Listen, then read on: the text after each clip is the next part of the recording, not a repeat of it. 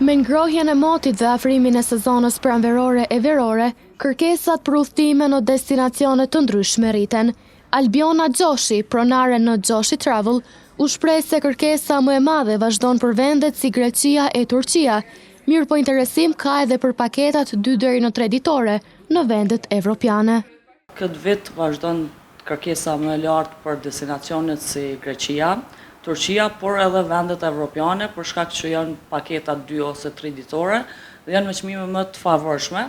por duke mos lënë anash edhe Turqinë, sezonin e verës është më e kërkuara dhe vazhdon të jetë non-stop kështu, për shkak që ndoshta paketat all inclusive po janë shumë të pëlqyer prej klientëve dhe vazhdon rritja çdo herë kërkesës shumë më shumë për klientët, për shkak edhe ndoshta të çmimit që po është më i konkurrueshëm në treg, krahas me vende tjera të Evropës.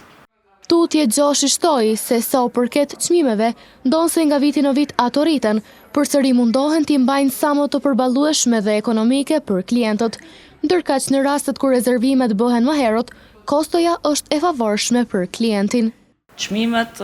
janë më të përballueshme. Normal këtë vit secilit destinacion ka çmime pak më të larta, por pakot po mundohemi të bëhemi sa më ekonomike për klientët tanë edhe për xhepin e konsumatorëve. Sigurisht që rezervimet nëse bëhen më herët janë më të favorshme për klientët dhe po mundohemi maksimalisht të ofrojmë këto oferta sa më herët për shkak që edhe klientët përfitojnë prej këtyre.